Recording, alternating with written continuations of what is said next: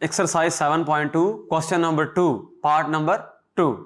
हम इसमें absolute value है उसका तरीका हम सीखेंगे, उसको अप्लाई करके हम इस क्वेश्चन को सॉल्व करेंगे, इसका सॉल्यूशन सेट फाइंड करेंगे। देखें इसमें -4 ऐड हो रहा है, उठा के उधर ले जाएं। 1/2 mod 11 + 4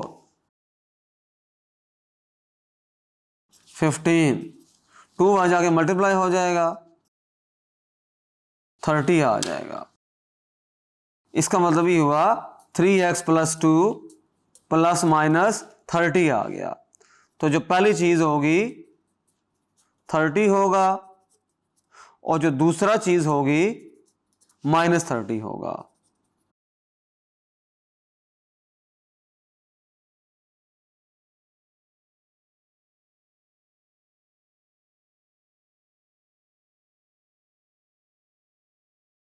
तो इस सवाल में हमने ये देखा कि हमने एब्सोल्यूट जो वैल्यू वाली जो टर्म थी या जो एक्सप्रेशन था उसको सेपरेट किया, उसको अकेला करना जरूरी है, तभी हम उसको सॉल्व कर सकते हैं।